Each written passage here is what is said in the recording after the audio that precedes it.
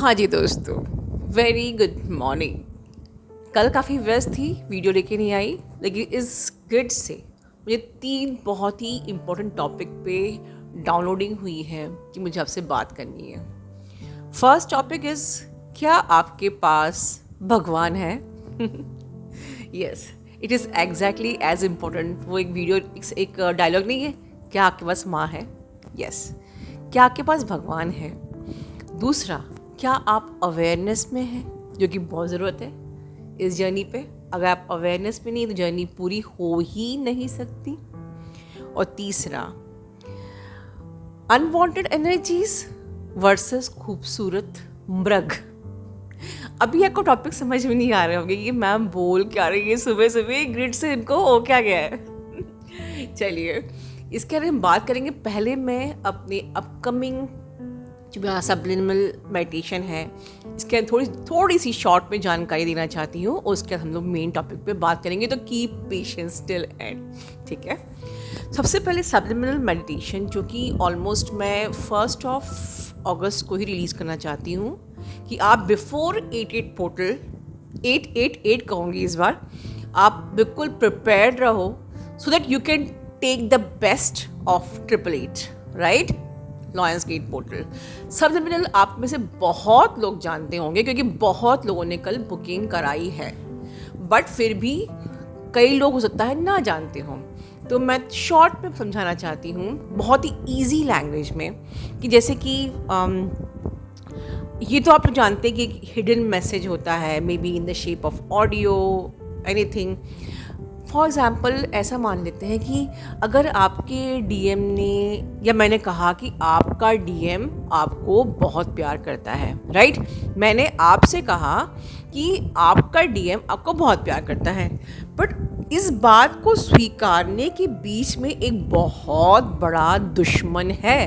वो कौन है? आपका माइंड, आपका कॉन्शियस माइंड। वो दिमाग बीच में आएगा और कहेगा, ये मैडम जो बोल रही नहीं सच नहीं है, मेरा डीएम तो इतना नार्सिसिस्ट है, इतना ईगो दिखाता है, वो मुझे प्यार नहीं करता है। और ये बात सबकॉन्शियस में मैनिफेस्ट होने के पहले ही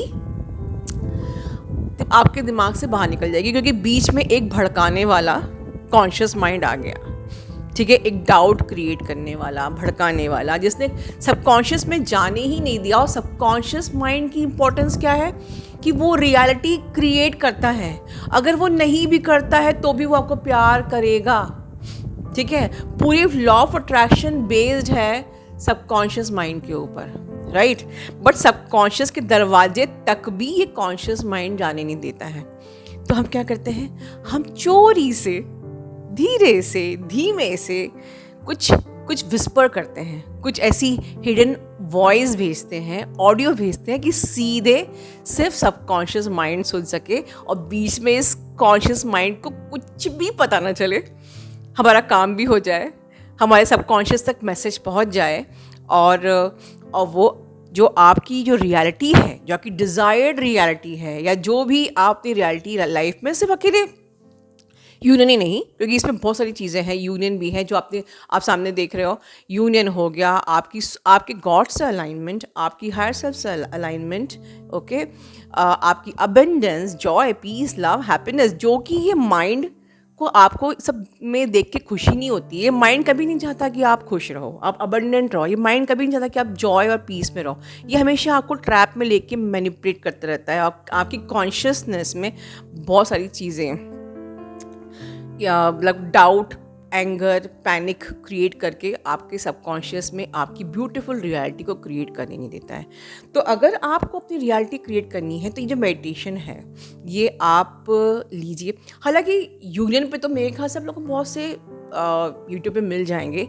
इंडियन ट्विन फ्लेम में डेफिनेटली सबलिमिनल अब तक नहीं बना है, लेकिन जो फुल पैकेज कि एक ही सबलिमिनल में मैंने सारी चीज़ें, यूनियन से लेके बैक टू सोल तक, हर चीज़ एक ही पैकेट में डाली है, all the things at one place. और ये जो पैकेट है, ये छोटा पैकेट बहुत बड़ा पैकेट हो जाएगा, क्योंकि ये कहीं नहीं मिलने वाला है, राइट। और बहुत कुछ है। और सीधी सी बात है, यूनियन से लेके बैक टू सोल तक की चीज़ें मैंने कवर क्यों की, क्योंकि जब तक आप बैक टू सोल हो नहीं आओगे यूनियन होगा ही नहीं, और जब आप बैक टू सोल आ जाओगे तो यूनियन होगा ही, राइट। तो मेरे ख्याल से आपको इन शॉर्ट समझ में आ गया कि व्हाट इज सब्लिमिनल मेडिटेशन। इसमें हम लोग अपनी हिडन कुछ अफर्मेशंस डालते हैं जो मैंने आप लोग के लिए उसमें डाली है, और जो आपके कॉन्शियस माइंड को बिल्कुल खबर भी नहीं लगती है, वो रिकॉग्नाइज भी नहीं कर पाएगा, और सीधे आपका जो कॉन्शियस माइंड रिकॉग्नाइज नहीं कर पाएगा, और सबकॉन्शियस माइंड सीधे अपना काम करना शुरू करेगा विदाउट एनी एफर्ट। आपका बीच में कोई एफर्ट नहीं है, सीधी बात, नो बकवास, सीधा मैसेज सबकॉन्शियस तक जाएगा।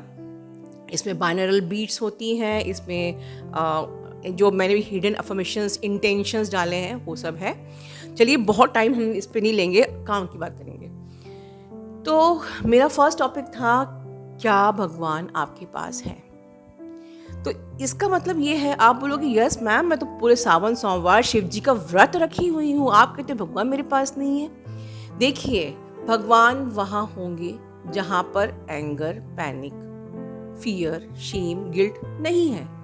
जहाँ भगवान है वहाँ फियर नहीं है, एंगर नहीं है, और जहाँ फियर और एंगर है वहाँ भगवान नहीं है, राइट।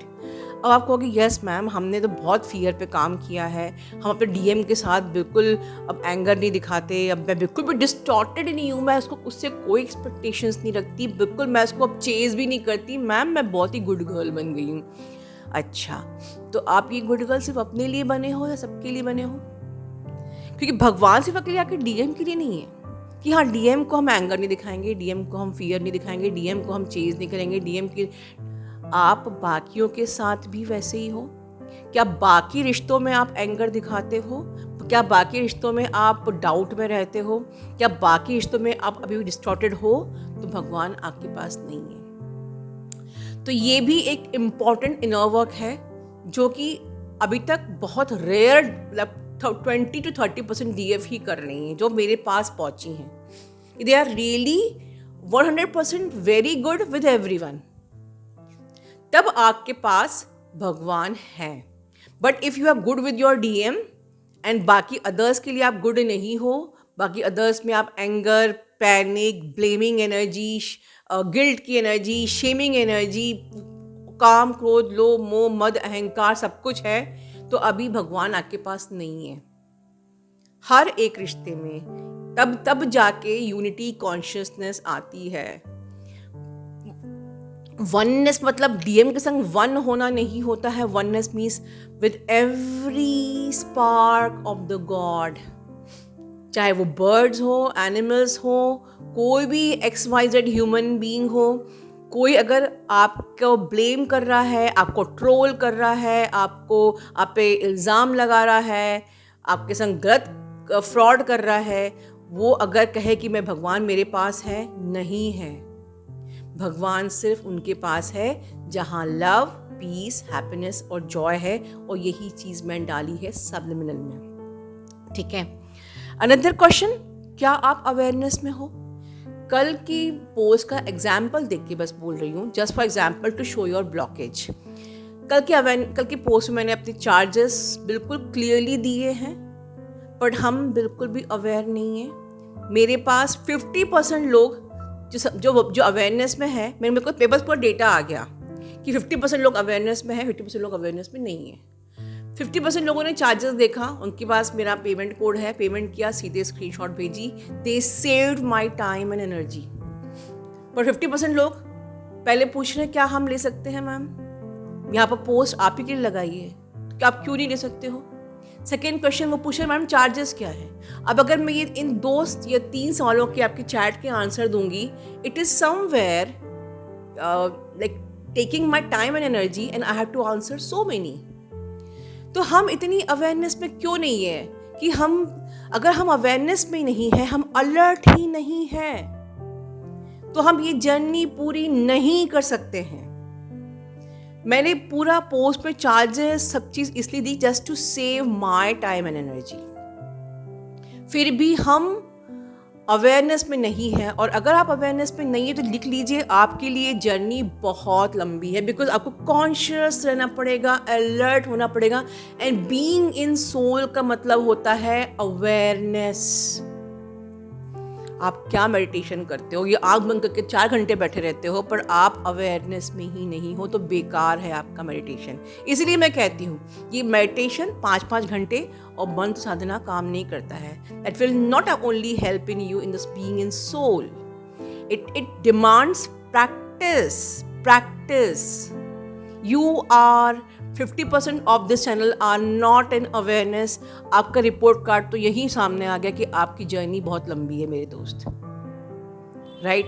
आप कितना भी क्लेम कर लो, but if you are not in awareness, you are not in consciousness, you are not in mindfulness, यहीं पर जाके DM आपको ट्रैप मिलेगा। किसी दिन मैं बात करूंगी कि आपकी DM को क्या क्या पसंद नहीं है।